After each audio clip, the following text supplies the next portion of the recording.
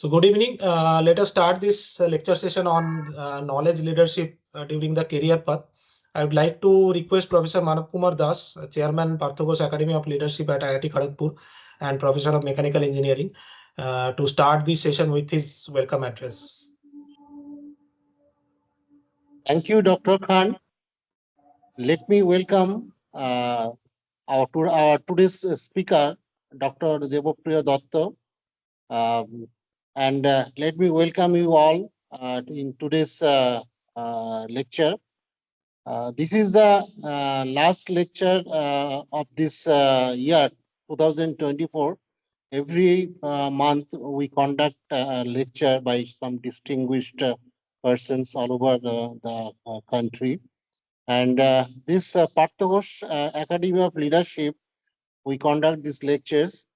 In this month, around 11th and 12th of December, Mr. Partho Ghosh and Commander Jetli, they visited this academy and they gave us some suggestions. So according to that suggestion, we have now having a vice chairman of this Partho Ghosh Academy of Leadership, and we want to have more and more people in this academy. With these few words, let me welcome all of you again in today's session. Over to Dr. Khan. Thank you, sir. Let us request Professor Somakanti Ghosh, is the Professor of Computer Science and Engineering at IIT Kharagpur, to introduce our speaker for today's lecture. Okay, thank you, Anupam. It's really a great pleasure. Hope I am audible. Yes. Yeah, you're audible. You're audible, yeah. Professor Ghosh. Okay. So it's really a great pleasure to introduce Dr. Debapriya Dutta. I personally have a close acquaintance with him for around 2 decades, and definitely what I have seen, he played a significant role and have a enormous contribution in what we say that so-called Geo-informatics arena in our country. Specifically emphasizing on capacity building, making a more scalable and more towards the society.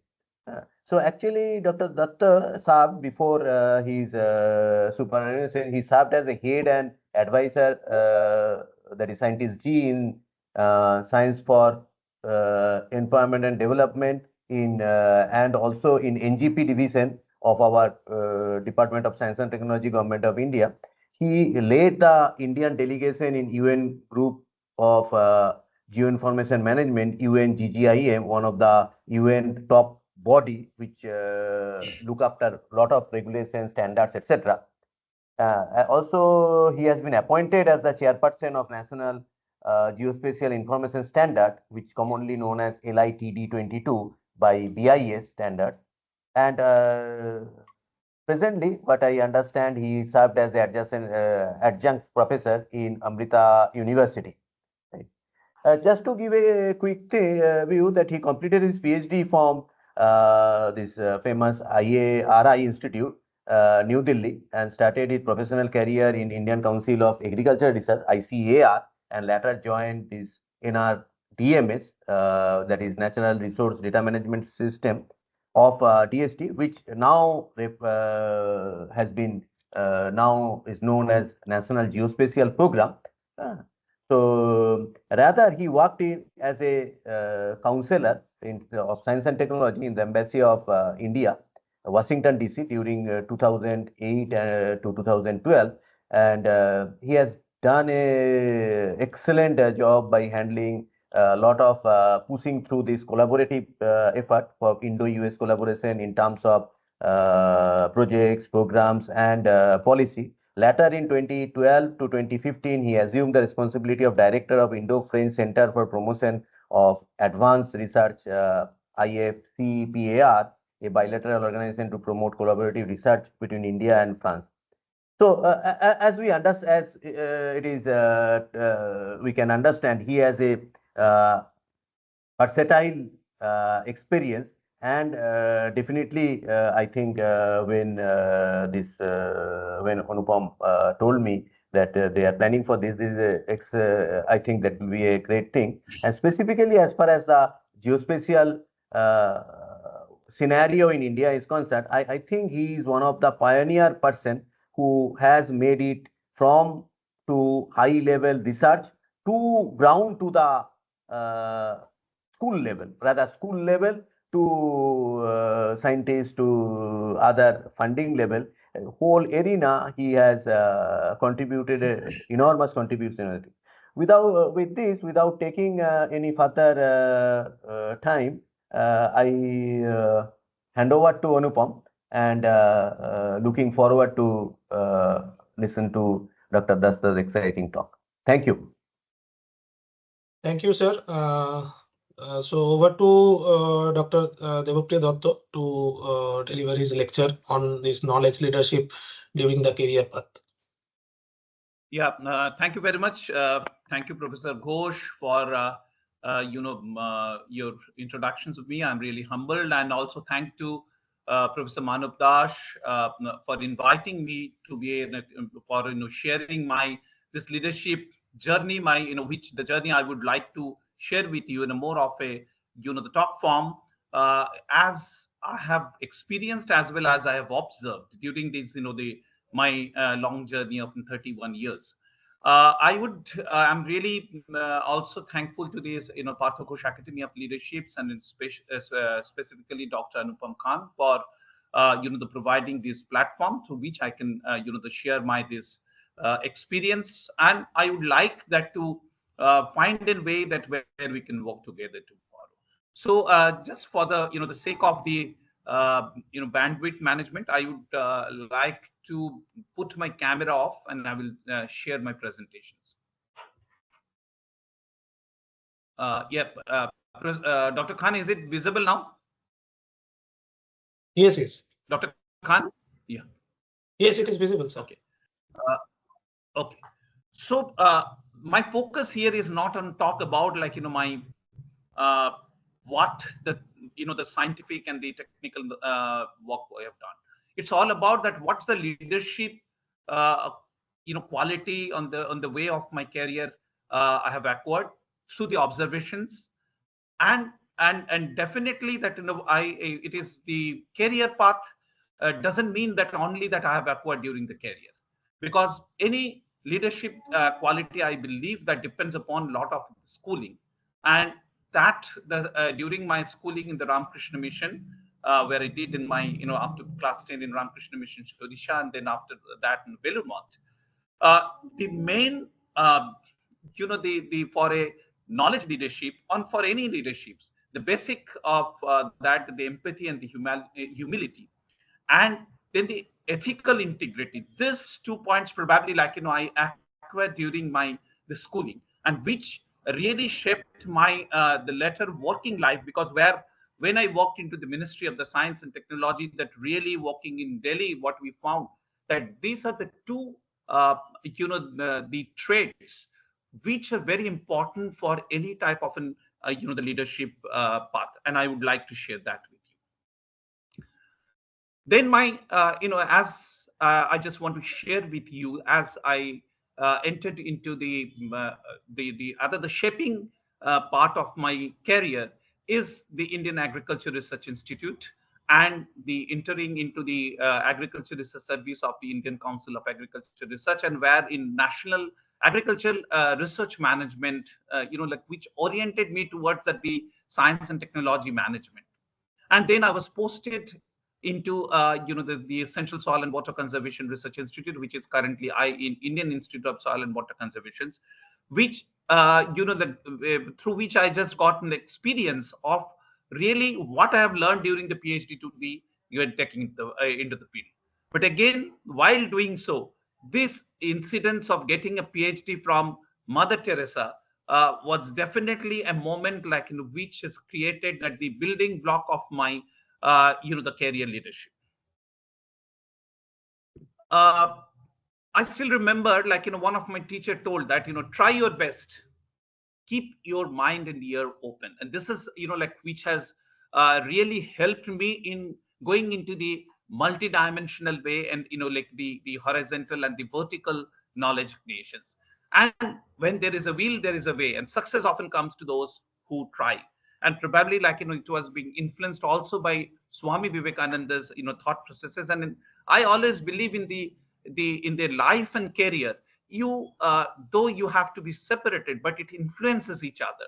And I in that context, I remember Maswarda's the philosophy that when you live in water, you live like on the on the leaf of lotus, where the water rolls but it doesn't get mixed up. And that has really they helped me in that this philosophy at the later stage of the life.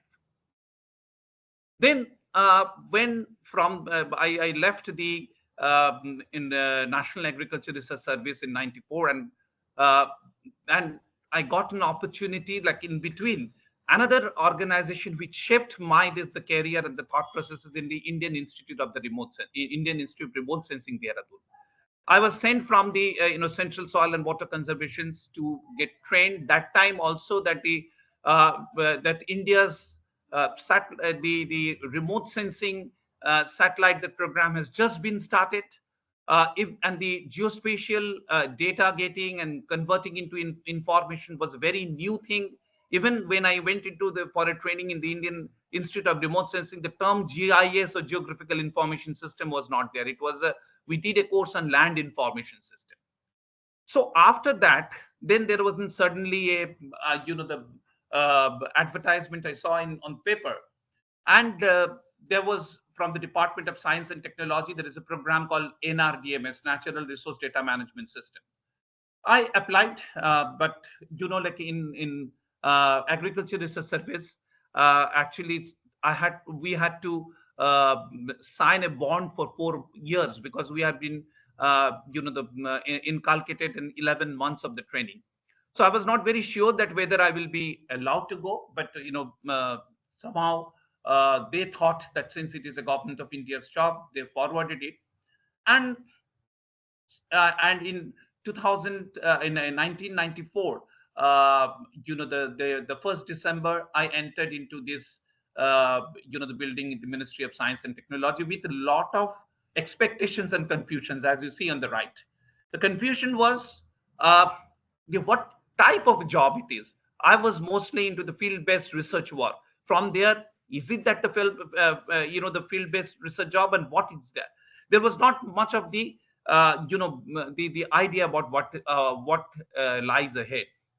So then, as I understand, and on the guidance of my the senior colleagues there, I understood that the Department of Science and Technology mostly the work in this vertical and the horizontal knowledge linkage, and plays an important role into the knowledge development, the knowledge management applications, and knowledge transfer and disseminations. And this framework of this, the vertical knowledge, the development, knowledge development, creations, management, and linking them with the horizontal for an socio-economic development, it creates a framework of the remaining part of my the career, and which I would like to share with you. The first, the job what I got, and I would really thankful to my that time my head, Dr. Mida. Dr. Mida looked into my background and told, you have a background of in soil and water conservation. Why don't you look it into that what is needed currently in the context of the natural resource management of the country, and develop a program? I had developed a project in my earlier, during a PhD and the post-PhD as a scientist, but developing a program was a new thing to me. What I did, like, I took a guidance, and then had a meeting with 5 to 6 water-related organizations at NIH Roorkee, where then Kazuri was there. Then there was one of the universities from Northeast were there, and there are also there are RRL that time, like RRL Bhopal was there. So as a result of that, I developed in hydrology of the small watershed program, understanding that ultimately the natural resource management unit, small watersheds impacts the the real the life of the farmers, but there are not much the work has been done in India. So there we selected a pair of treated and the untreated watersheds in the 5 different agroecological zone. And as a result of that, the output of this long 10 years we developed a the outputs, as you can see here, a database, a standardized methodology, and ultimately this went into that time Ministry of Agriculture and the Ministry of Water Resources used to manage the national program for the watershed in their watershed management the guidelines. So this gave me the first level of the I will say the managerial the lessons, how knowledge you can develop through the collaborations and how knowledge to action path can be taken. Because any leadership the pathway, the first you have to have an the managerial experience, so that you know that the how to link the horizontal and the vertical knowledge path.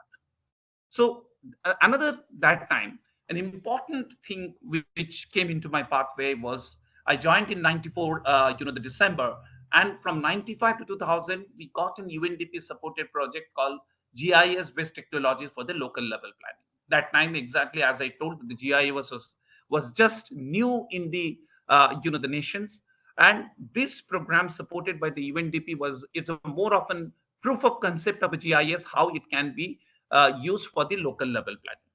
The background of that was that time the 73rd and 74th amendment was there. The the third amendment was talking about in the context of a the Panchayati Raj, and in the context of the Panchayati Raj, how the local level planning can be scientifically and based on the data can be developed. This was the main focus of this the project.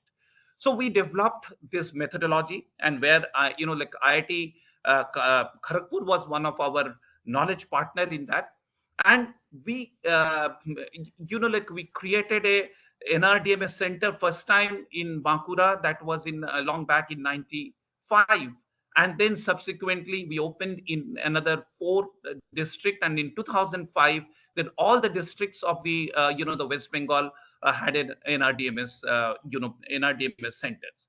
So what we did that time basically we are trying to show the POC, or the proof of concept of a technology which is based on the based on the strength of our remote sensing program, as well as the GIS and the geographical information system, which is the most of a database management. That the challenge was that to bring it in the context of a local level and district level planning. So we, in discussions with the district authority, I was responsible for the Bankura district's management. So we looked into what are the priority area of the districts, because district had around 30 to 32 line departments in discussions with them. And then this is the type that we demonstrated them, that how that the geospatial the data and the geospatial informations using the GIS can create an alternate scenario which can improve the decision making. So during this stage, what I learned, that how the data can be converted into information with the intelligence into a knowledge. And this time, and another important thing happened in my career flow was that I was the sent to as a UNDP visiting professor to the Texas A&M. What I did, like there was a software called SWOT, Soil Water Assessment Tool, which was developed by the Professor R. Srinivasan's group in Texas A&M.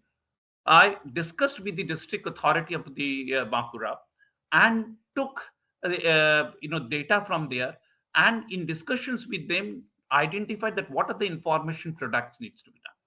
So I worked there around 5 to 6 months, and when I came back, I organized a capacity building program. And what is there are two departments. One was Swede, and the other was the public health. These are the two departments which started using SWOT in their the workflow process. So this was quite a good learning experience, and quite a good the confidence building measure for me, that how really the knowledge along with the requirement, these two can be bridged together. So another important thing to that time, at the end of this the UNDP project, what we understood, that the data to information needs pathway we got clearly, and how the geospatial can can really helpful for that. But we understood that there needs to be a requirement of a constant data flow, which is called data infrastructure. It's something like, the as you saw, there is a source of water here. The output in the tank will not come automatically. There needs to be a standardizations and the interoperability between these. So the concept of this spatial data infrastructure was that time came in 1996 in the USA. We tried to adopt that and establish the national spatial data infrastructure. The vision of the data developing a geospatial national infrastructure for the availability and accessibility of organized spatial data, as well as developing infrastructure at a different level. So while doing so, this gave me another the opportunity. When we are developing the spatial data infrastructure, there was an agreement between Department of Science and Technology and the ITC Netherlands. There was an opportunity for a postdoc. Generally, from DST, the people did not find an opportunity to do this, the postdoc. But luckily, I got this program, a performance assessment model for the local government department of India for the spatial planning. And this, the thought process came out of my, the field experiment, as I worked really at the district level and found that this is an, the worth exploring area. And luckily, I got around in 25,000 euro the support project from this ITC Netherlands, which is one of the premier geospatial and the space the institutions that time. It was now a part of the the University of Twente. So there I developed a research the framework based on this. Was mostly from the international the research for development center, which is a DFID, or Canadian development agencies, and and the another this framework was developed. The framework was mostly for a performance assessment of an organizations, which looks into an the organization's external operating environment, its motivations, its capacity, and how it informs the performance. There are main three, four components were there. An effectiveness of an organization, efficiency of an organization, its relevance, and its the economic and the commercial viability of that. I added that within one of the there was also in the context of a good governance. There was a like the good governance or the smart governance model was available, which is developed by the UN SCAP. So I looked into it and adopted in the context of a local the governance department, especially in the context of a Bakura, and I developed a very simple the performance assessment model for the local government departments, which was subsequently the validated for the two line departments in Bankura. One is the SWIT, the state water investigation department. Another is the district land and land record departments.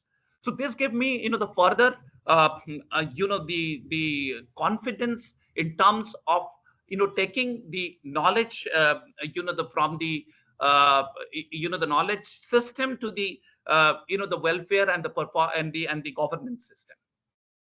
That time also one thing like which I came like I learned more structured way. I was aware about this during my PhD time, but when the more often theoretical way I came to know in in ITC was the logical framework.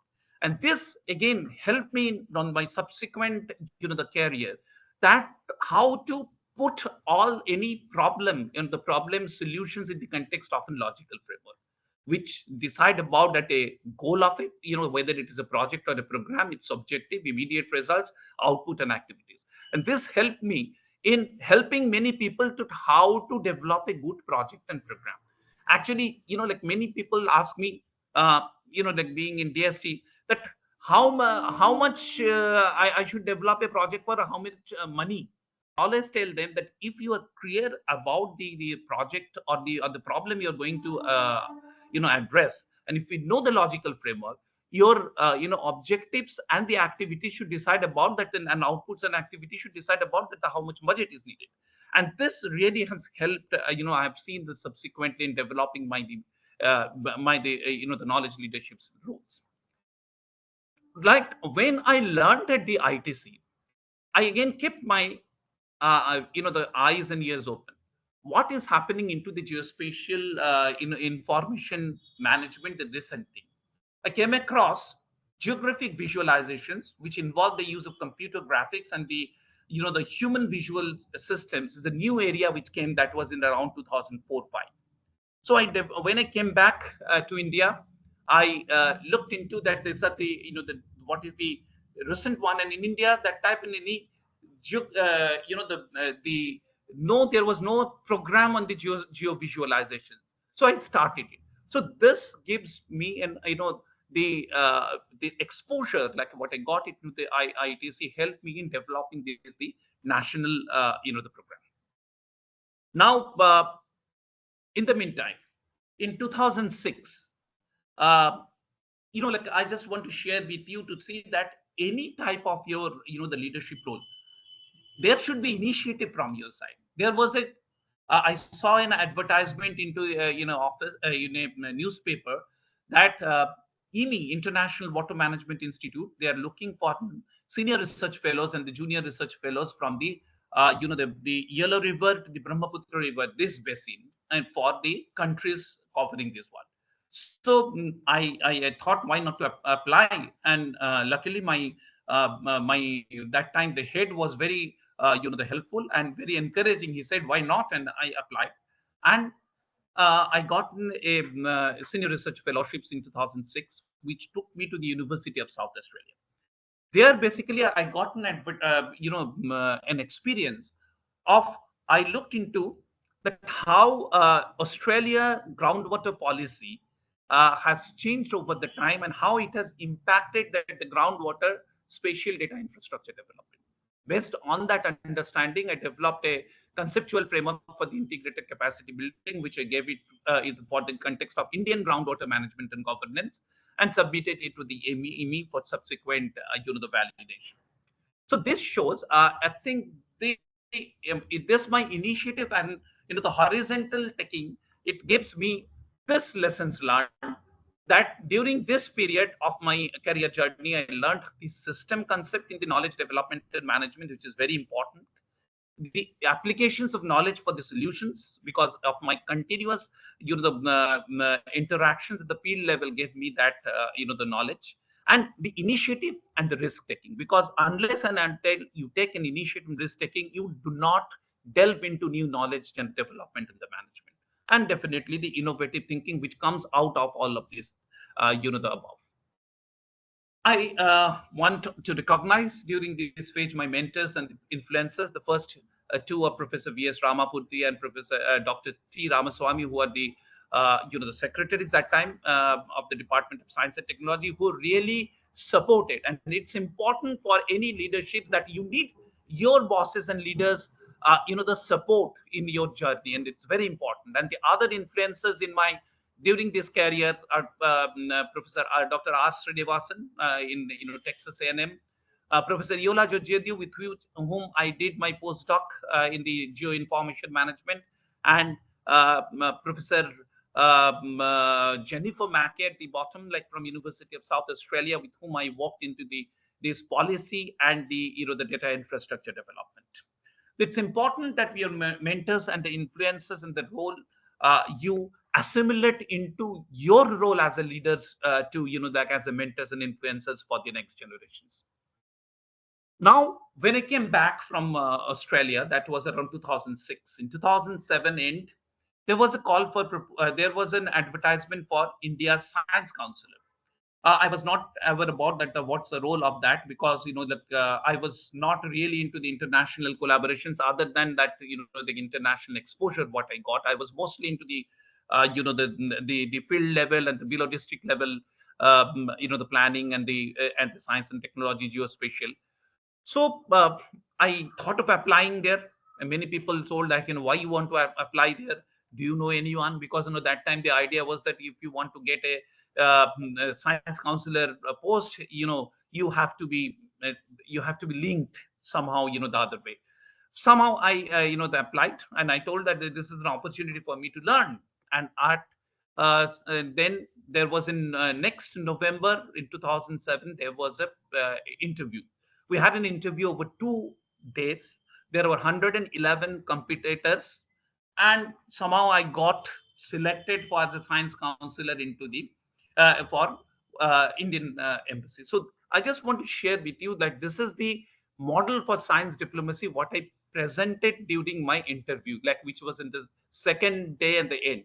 I developed mostly in the framework and the systemic framework where I, so that how at a how the role of a science counselor is to the catalyze the science diplomacy. So for strategically aligning the Indian R&D systems with the global R&D systems or the particular countries R&D systems, so that we get the benefit out of that. So that led me to this the building in Indian embassy from 2008 to 2012. I got again good bosses, and I observed the different type of the leaderships they provided. If I remember that when I arrived in 2008 May, that time the peak of the Indo-US nuclear deal was going on. Ambassador Ronensen, who was already superannuated that time, was there. Ambassador Ronensen's the leadership was more out of his huge experience. He never used to go into the very the details and the micro details which was left on the deputy chief of mission at DCM of the the embassy. But he very often very rarely used to meet with the officers, but used to give a more often strategic directions. The next after 1 year I got Ambassador Meera Shankar as the boss. Ambassador Meera Shankar's strength was that her the diplomatical the experience, and I really learned from her that how the diplomatic principles can be integrated into the science and technological development. Then came Ambassador Nirupama Rao during the last 1 year there. Ambassador Rao's leadership was more towards the pro people. She used to interact with the not only the officials but even with the the community there, and then created a very good relations with the the embassy, with the the community and the stakeholders there. So this gave me the different perspective of the the leaderships. And what I was learned about that the how to develop a strategic relation between these two countries. And as you see here that the strategic cooperations of the India, which was signed with India and US in 2008, I was involved into this energy and climate pillar, the agriculture pillar, the education and development they used to handle, and S&T health and innovations. During my period, the establishment of the Indo-US Joint Clean Energy Research Development Centers, that took place. There was a global disease detection center, between the CDC and the India's National Center for Disease Control took place. The monsoon desk, like as a result of that, you see that there is a huge improvement in our monsoon forecasting system took place, and establishment of an Indo-US virtual mathematical and statistical science between DST and US NSF, took place. So then, by the end of my the term in 2012, there was a position for the India and the France Center for the Advanced Research between India and France took place. Actually, India has 3 this type of the bilateral centers. Like the first one is CEFIPRA, like which was established in 1987, and then 2000 the Indo-US S&T Forum was established, and in 2010 the Indo-German the center was established. So it's CEFIPRA that was 25 years. So like the governing body gave me an task to reorientations of the visions, and as you see that the reorientations of the visions, what I did from the CEFIPRA, and then I looked it into at again a system level, the whole knowledge innovation chain, the relationships, and the positive alignment between these two nations at a basic research wing, the applied research and the industrial research and the product development. As a result, when I took over, there are mainly three programs between India, CEFIPRA used to handle. One is a collaborative research, mostly the basic and applied research. The other is seminar workshop support and the industrial research program. So when I looked into the entire, the policy level as well as the diplomatic level relationship, we found it out that many of the targeted programs between DST and the French the funding agency was developed. This is basically the basic science supporting organizations of France. This is the the INRA is the agricultural science, and INVIA is in the IT science. Then there we started a Raman Sharpak mobility program for the students. Then seminar workshops we started in the form of out of that a networking program into the area in which the already the CEFIPRA has catalyzed the the between India and France, and that has resulted into many of the knowledge products. And similarly, the industrial research program expanded with the prototype, pilot scaling, pre-commercializations, and we created a lot of the innovation program like the CEFIPRA. With this is the the French innovation organizations, BIRAC from the Indian side. Between Airbus and CEFIPRA, actually Airbus and Alstom, as well as this is there is that the glass factory, like which is Saint-Gobain. The Saint-Gobain, or we say Saint-Gobain, like Saint-Gobain was coming in India, and they were established their research lab in IIT Madras's technology park. But they are a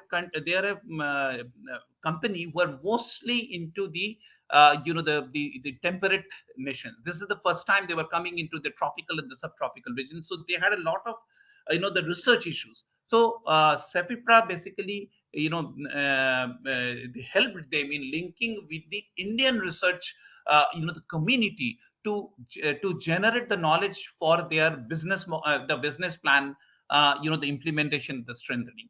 And looking into that, then the Airbus came to us, and they also along with the IIT Delhi and IIT Bombay, we created the program where the Airbus's the business plan strengthening the issues and the research issues related to that was developed. So this given very good the experience that how a bilateral relations between the bilateral interest often company can be converted into the basic the science collaborations. And as a result, I also raised around the 1 million euro for the the CEFIPRA in this process of the public-private partnership. So this phase, like up to 2015, I learned about the science diplomacy, how it can be used for the global common good creation, transformation leaderships, which I they applied in the context of CEFIPRA. Actually, if you see here, the CEFIPRA's this the logo was newly developed, conceptualized by me, like in the 25th year. Basically, this shows that silhouette of two nations in the form of human being, and these are the dots of the knowledge dots linking between two countries. How to provide visionary leaderships and then strategic alignment between two nations, two organizations, and and also that how in the context of an organizations you can motivate your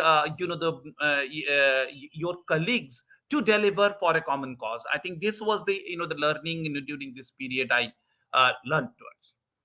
Then came 2015. The DST said enough is enough. Now come home.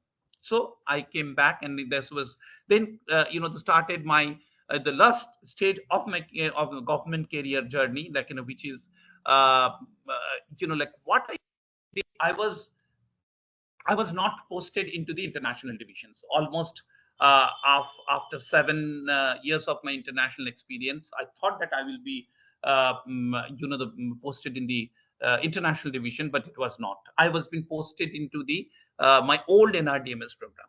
There was a little bit of the, the disappointment, but I think what I did is that I looked into that. I was involved into the geospatial, the arena, but not in the direct.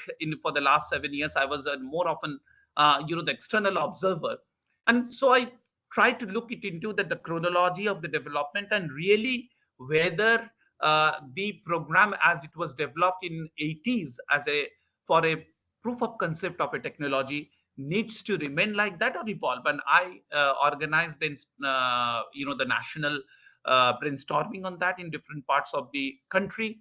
I looked into the changing requirements, that how in the meantime, like if you look into the 80s or 90s, when we start from mid of 20 to the 2010, mid of 2010 to 2020, there's a geospatial ecosystem has been developed, and there was a UN global geo-information management group has been constituted, where India was a the member. So I looked into the entire the geospatial value chain and suggested that we must evolve that the NRDMS, a natural resource data management system program, into a national geospatial program.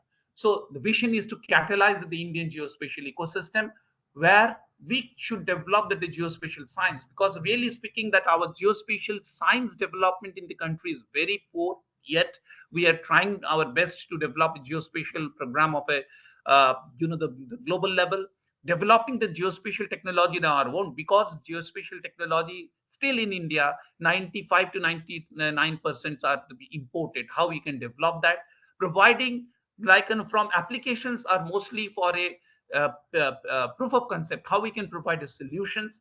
Then how a geospatial enterprise, like by the time it has been developed, that can be strengthened, like that startups, for that how we can learn, and in that context the capacity building and international cooperation. And this understanding also helped in developing the national geospatial policy. The geospatial policy, for the first time, it looked from a data or geospatial informations to a more of an ecosystem level. So this the understanding and this with that I provided that. In the meantime, what has happened in the 2019, like when I joined here in 2016, 2019, I was given the the leadership of the national NRDMS program, which I developed into a national geospatial program. And also in 2018, I had been given in the charge of a program of DST called SEED, Science for Equity, Empowerment, Development. Earlier, it used to be known as Science and Society. Actually, when our secretary asked me, like that time, I was not heading any of the divisions, that there is a division is available for whether you'll be interested. Actually, I was very much interested, because while I developed into the NRDMS, or the Natural Resource Data Management System, which was mostly a technology-driven program, I always used to think about that. After developing technology, then what? This, the problem I faced when I worked at a district and the below district level, how to create a pull factor and how to understand how to take the technology towards a larger audience and the community. And this, gave me an opportunity to that. I had been then another program of DST was their state S&T program, that there are around 28 state S&T councils was also given.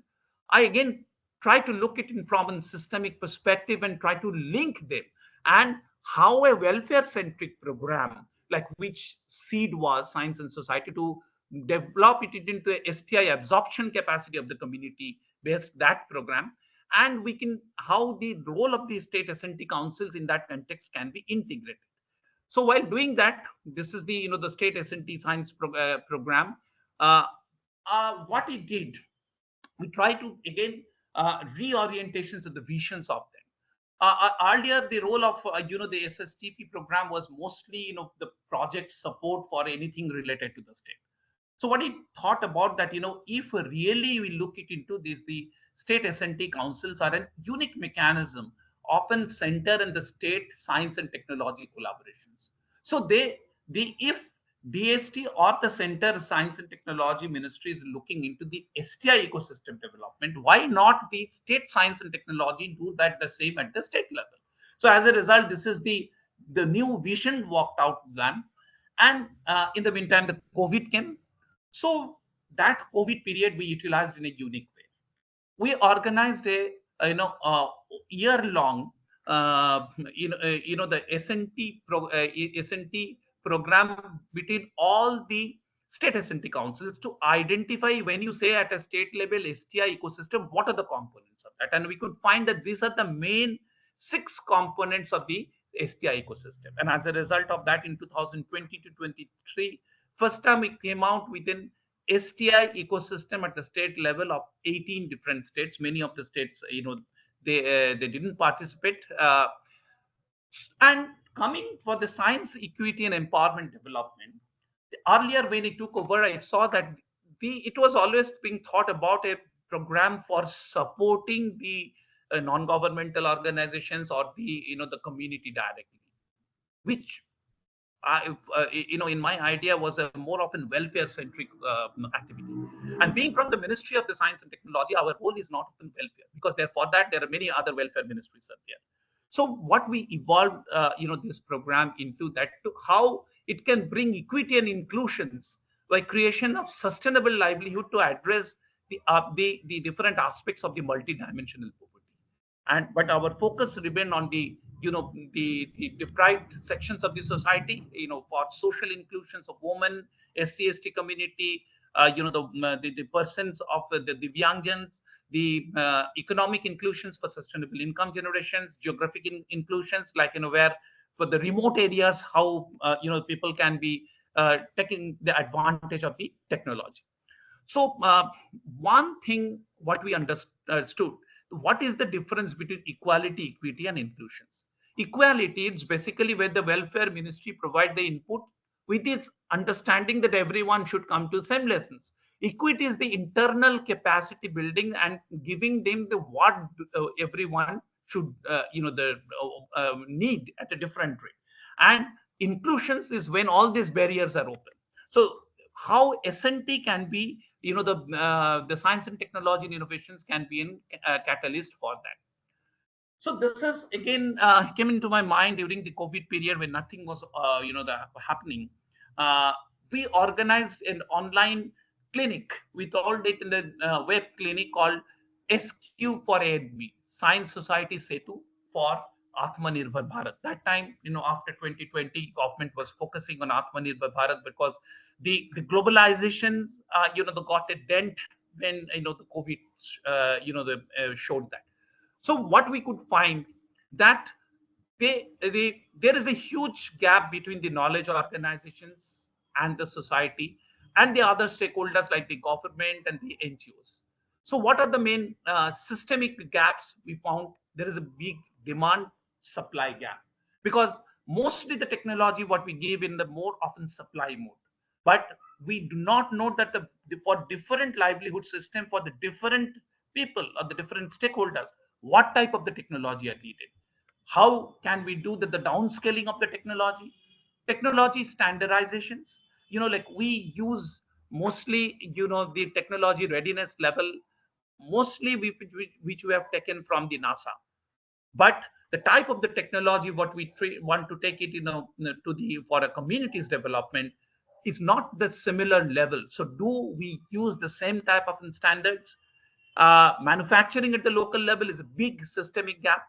There is a huge gap between the informations about the technology available with the technology supplier and the access to the technology need from the the community level. There is a huge knowledge gap in the poor science, technology, innovation capacity of the community and the NGOs, and there is a lack among the knowledge organizations about the actual requirements. Then there is a huge requirement about the collaborations. So with this understandings, we developed a framework for technology delivery mechanisms for the welfare systems. Here, at the core of that, we kept the livelihood system, which is the system which defines the human need at the very ground level. What we found it out, the technocentric systems what we have used is good for a macro level, at a GDP level or the macro societal level. But when it comes to the micro level, we need to understand that the socioeconomic process that the human need in that way, that the different aspects of the livelihood systems and the other aspects what we understood while discussing with the community. The mostly the thought processes is that we find out the gap or the weakness and try to bring the technology, but unless and until it is related to the strength of the community at the end of the project period, whatever we have observed, that it is always not been absorbed by the community. So we looked it into the weak link and the strong link up in predominant livelihood. And then also what we try to look into the local innovation system, because the human the communities livelihood system has not come out of the technology itself. It has come out of the local level knowledge and the innovation system. So if the formal knowledge and innovation systems can on work hand in one to improve the efficiency of that, we thought that that will really improve the efficiency of that and will ultimately give the sustainability, the resilience, and the livelihoods. With these understandings, we developed a program called Science Technology Innovation Hub for SC/ST communities, and currently in the country around 75 that type of hubs have been established in different places. We started another unique program called Community Resilience Resource Centers, because resilience is ultimately is needed. It is already there in the community, and actually the resilience what we being mostly use when we use in the context of the climate change or the disaster, where the community comes back, we use say adaptations and mitigations like that. But the social there is a concept of the social resilience which came in 2006, which looks into that within the community there is a the resilience in that. So in order to identify that and to improve its efficiency to the science and technology, we established the community resilience resource centers. We have established initial stage 25. Now there are 65 of these community resilience resource centers are there. And another thing what we did during that day, this is just after COVID period when this Azadi Ki Amrit Mahotsav was being established. We use this online systems to interact with the community to whom for whom we have established the STI hub and the community resource centers, and try to listen from them. And what we came to know, that one very important aspects and the linkage between the community and the technology is there are local change makers. The local change makers who have not only understanding of the issues of the community at the local level, but also at a system level can give you the insight into the community, what works and what doesn't work. So we then try to look at the government level, and that what are the the welfare ministries with whom we must align by taking into this science and technological development. And as a result, I developed a mission mode program with the S&T for Sustainable Livelihood Systems for the Principal Scientific Advisor's Office, which was recommended, as a part of the Prime Minister's Science and Technology Innovation Advisory Councils, and currently, they are under. It is under, the implementations. So this ultimately shows that how this type of the S&T based livelihood system development will strengthen our NRLM, which is National Rural Livelihood Mission Program, which is the the apex program of the government's the welfare system at the state level. There is an SRLM. So how it will strengthen that? This is it shows that how the strengthen and the convergence will take place. The missions. This shows that how the NRLM's component can be strengthened through the S&T introduction.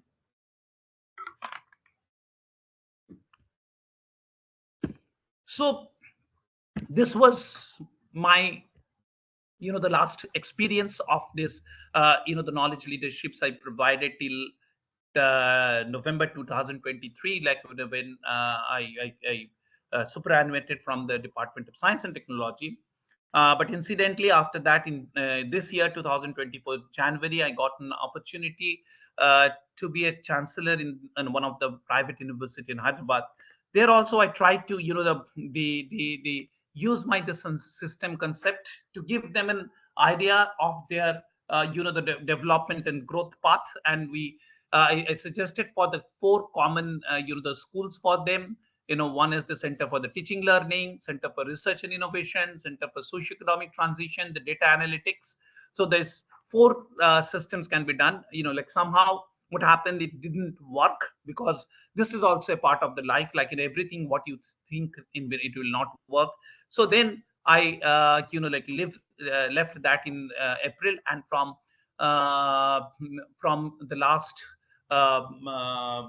May, I have joined in the Amrita Vishwa Vidyapeetham as an adjunct professor, where I'm using this experiences in the geospatial and the societal as a part of the School of Sustainable Future as an adjunct professor. And they have a very good program called Living Lab, which I'm trying again to evolve it, and how the macro and the micro level sustainability can be linked. So this is at the end, I would like to conclude that this is my cumulative learning. What I understand from my experience, the knowledge leadership is an approach that emphasizes creation, sharing, application of knowledge within organizations.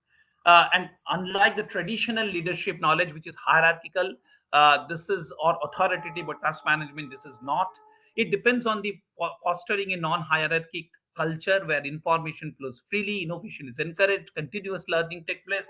When I worked with my colleagues, whether it is in the embassy from 2008, or in the CEFIPRA, or in in the DST, the SEED, I never thought them working under me. Like this was the term being used. I thought that all of us are working together and learning it from it. That actually, when a person entered newly into the system, you can learn a lot from him or her, because she comes with a new idea, new fresh thought processes, and you have to be open towards that. And that is an important component of the knowledge leaderships, because knowledge leadership is not hierarchic in nature. So in my idea that this type of knowledge leadership is needed for if we want to have in 2047 the STI driven Viksit Bharat, what our Honorable Prime Minister is dreaming here, and has given a call that the scientists and technologists to take a lead in that. We have to have the research and development infrastructures and human resources where government is working, robust connected startup innovation ecosystem from from a global national to the the local level, technology development deployment, science for social equity, inclusion, empowerment, and many policy interventions which will I believe should address the outcome as in removing the systemic barrier, investment opportunities, accelerating impact, and innovation for the real world problems and model and measured impact, and to develop many of the India centric model, because the whole world, especially the southern part of the world, is looking towards India for the models what they can adopt, because rather than adopting from the developed world for our model, we must develop many of the new models. In my idea, the attributes of an STI-based knowledge leaders, definitely the more key attribute should be the empathy, humility, creativity, innovations, ethical integrity, and resilience. And he or she should have a core STI expertise, but in horizontal knowledge linking capacity. Should be able to work in a multi-institutional, multidisciplinary, multi-stakeholder environment. understand the S&T knowledge requirement in relevant governance systems, continuous learning capability, ability, and that the frame of mind is a requirement. Macro micro linkage ability is an important concept. Good communications ability to various stakeholders, good comprehension capability, thought leaderships, and the vision developments are the main components and the attributes of an STI-based knowledge. And my last point, what I want to share with you, since I'm discussing here with the the Partha Ghosh Academy of the Leaderships and linkage with the the IIT Kharagpur and also the management point of view, really our nation now need a good S&T management development course. What we have learned while during swimming, but the really S&T management, the knowledge to the the converting into the products of different forms. This is the requirement of the country, and this is some of the guidelines out of my experience. Thank you very much for listening to me, and I hope it was of any use of sharing my this experience. Thank you very much.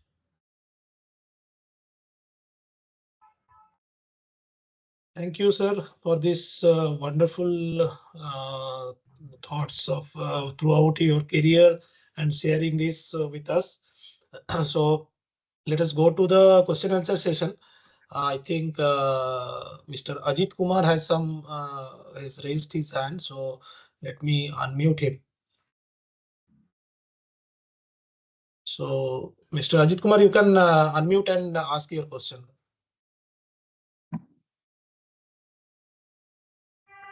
Hello. Yes, we are. Hello. Yes, Mr. Ajit Kumar.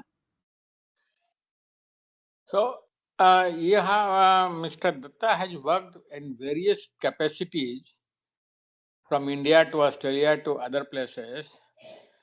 But how it has helped the Indian scientific organizations, that I have not understood properly. Actually, what I have worked, everything, wherever I have got the opportunity, I came back and developed a new program for the DST.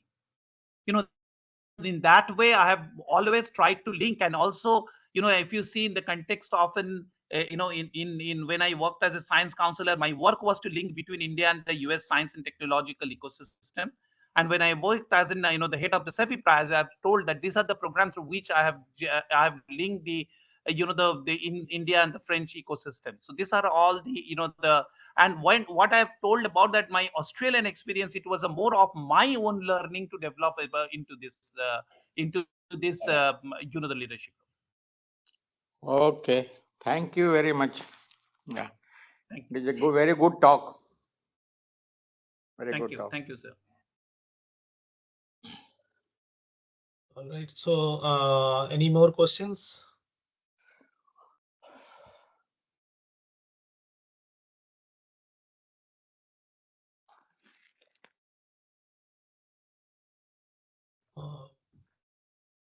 If someone wants to ask any questions, so they can raise their hands.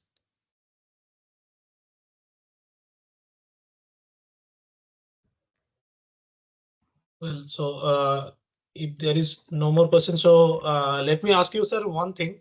You said that to keep on trying, and also you were confused while joining DST that what would be your work and what you are going to do. So that was not clear. So even we have found in many occasions that during our career, we often observe that there is a fear of failure. Sometimes we think that whether should I opt for this, or whether should we try this, or if I opt, whether we will succeed. And often we came back, especially when doing something against the tide, so which usually affect our professional career. So have you ever experienced that, and how to handle these kind of situations? Yeah, actually, I have told you number of times, like, because these, initiatives and, like against the tide, I've always, I've gone. And there was always this fear of failure. But when I, initial stage of my career, when I took these initiatives and I found that really, it worked. And when it worked, it rewarded, in a larger way. So that gave me a confidence of taking this risk. And even at the later stage of the of my career, when I took the risk, it always didn't you was not successful or rewarding, but it was always a learning the process, because you learn also out of the failure, because your learning is not always on like when you are successful. So that is a big learning. What I look towards learning, and the success and failure is a part of it. And my the entire government the career, I have seen government as that type of a platform. Really, you can learn a lot, like because I have proposed many of new programs and new things in the government. Maybe 5% have been rejected, but 95% have been got go ahead. And that shows that the failure is really it's a partner of the success. So you have to think about more of a learning out of that. Thank you. So I think Mr. Shreyas has some There was questions. another hand I saw. There was another hand I saw that. Yes. So Mr. Shreyas, you can unmute yourself and ask the question. Yeah. Thanks a lot, Parth sir and Ghosh sir, for giving this wonderful session. And I learned a lot in this session. I joined this session a little bit late, and I have one small query. I don't know if it is covered, when I joined 10-15 minutes late.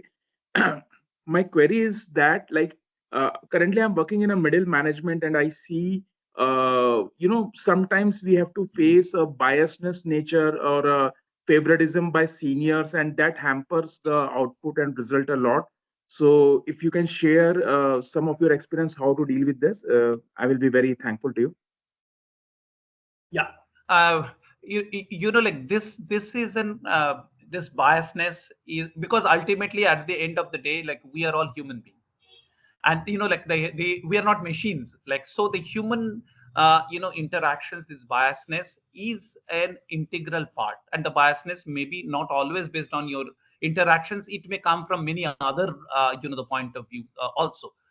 Again, from my experience in my whole career, I have faced this type of biasness, because and every time what I've done, that has given me a new thing to learn. Because when I got this biasness, I have come like back to that, and that has given me not only the the learning, but a resilience. And this resilience is an important component of your since you are in the middle level of the middle management stage of your career, like, as you grow, this resilience and the the learning gives you the risk taking capacity, which is a very important component of a knowledge based leadership. Because if you see, the main difference between the the general leaderships and the the knowledge based leadership is the risk taking capacity. Because the general leaderships mostly conform to the norms and the rules and the policies so that you can deliver. But in the case of the knowledge leaderships, you have to investment into the uncertainties and the so that the risk taking capacity, unless and until you experience, you cannot. That's my understanding. Thank you very much, sir. I can relate to this. Thanks a lot for this wonderful explanation. Mr. Kollan Kumar Bhattacharya, so I'm allowing your mic, so you can unmute and ask your question.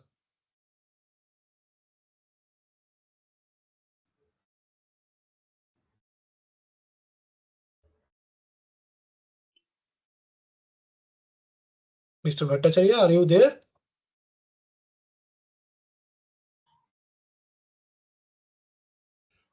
I think your voice is not audible. So he's not yet unmuted. He's trying to unmute actually. Yes. He is not unmuted.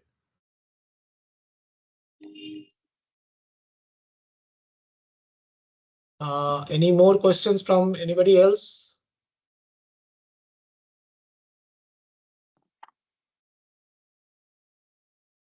So if there are no more questions, so maybe we can go for the vote of thanks by Professor Manav Das. I would request Professor Manav Das, Chairman of this Partha Ghosh Academy, to give you the vote of thanks.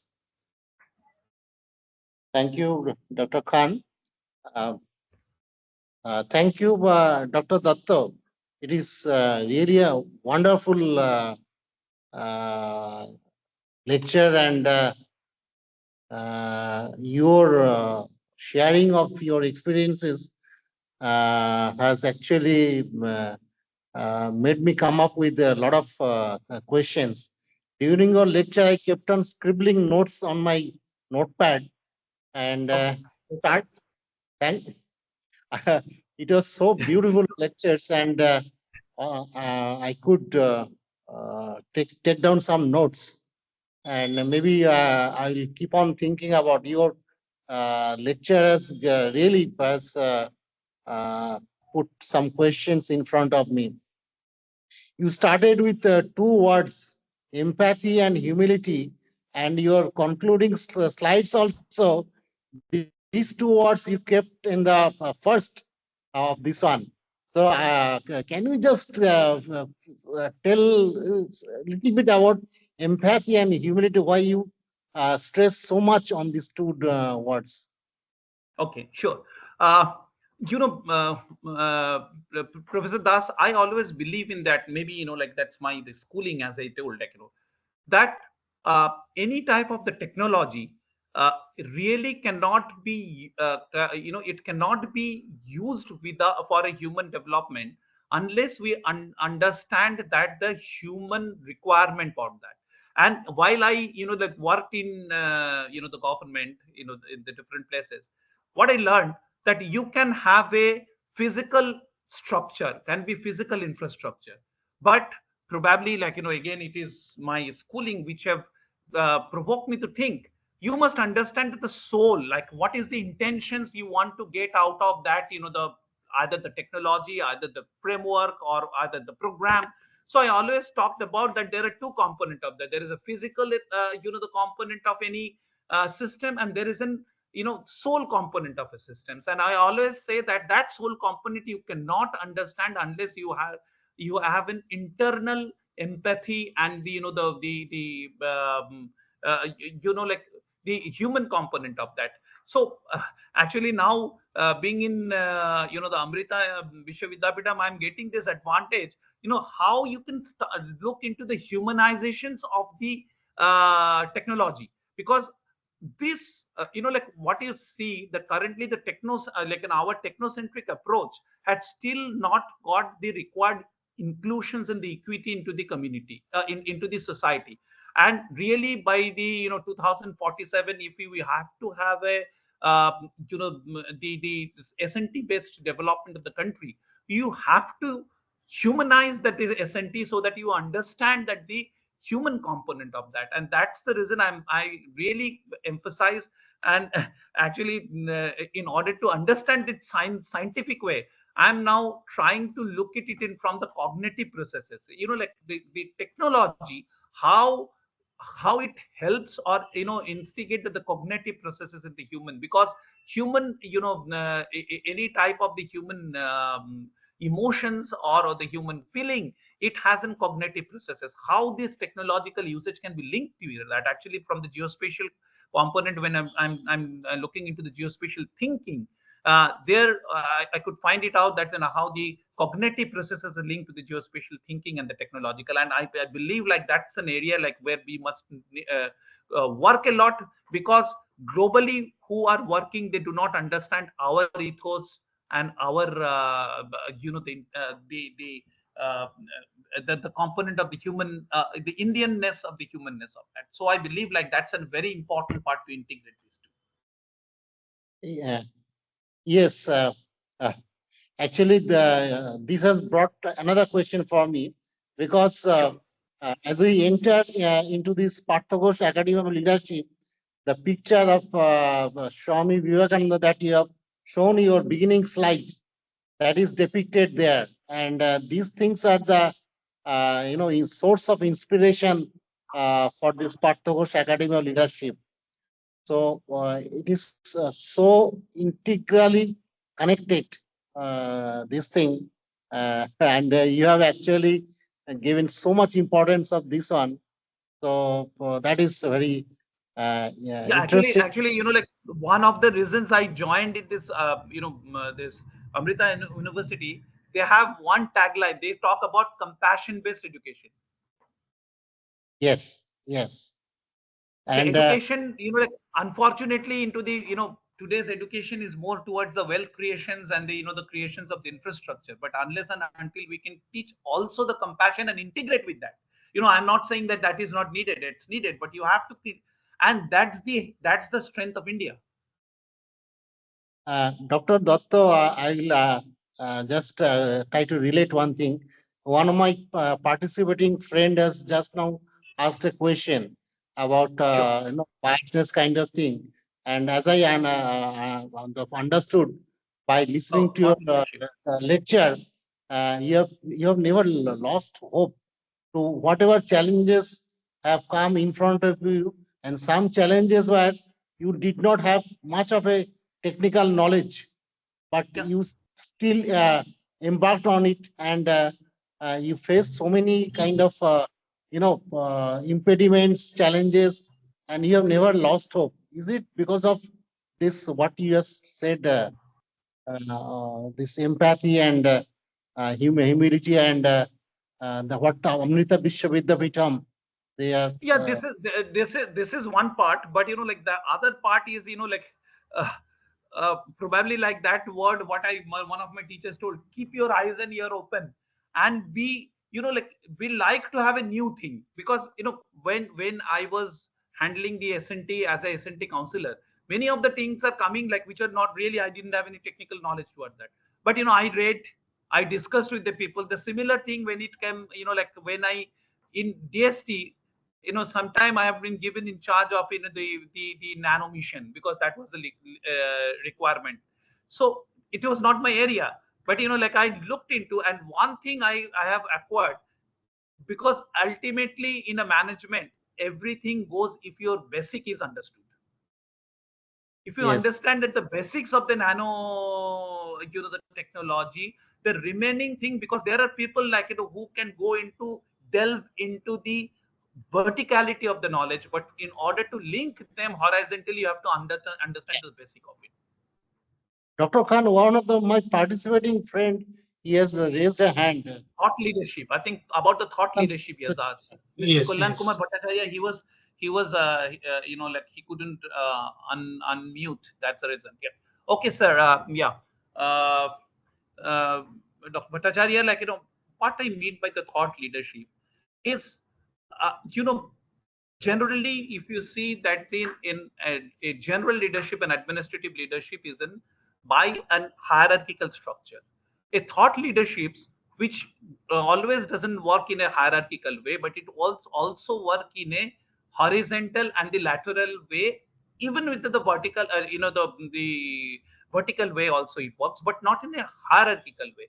So the thought leadership provides the thought processes in a system, because if a system he wants to make it in work, like for any purpose, whether it is for the economic purpose, social purpose, human purpose, the the thought leadership should provide the thought processes into that, which also includes the making of a technology also. But how developing a technology, making it work for a purpose, you need a thought processes. So this thought processes is like the learning of it, and then providing the leadership is the what I have meant here by the thought leadership. Any more question, Dr. Khan? No, I don't think that any more hand raised or no more questions in the chat. So we can go for the vote of thanks. Yeah. Okay, Dr. Dutta, many thanks. We are really grateful to you for delivering such a thought-provoking lecture. And thank you, Professor Das, for you, and Professor Ghosh, and the Mr. Khan, for providing me this the platform. And I hope that we will remain in touch, and we'll try to humanize the technology. Yes. Okay. Over to Dr. Khan. Thank you all the audience for joining. And so we are closing this session, and it will be available online on YouTube within a week. Thank you very all. much. Thank you, Bob. Thank you very Thank much. you. Good night. I'm just Thank you. leaving. Thank you very much. Thank you, Professor Das.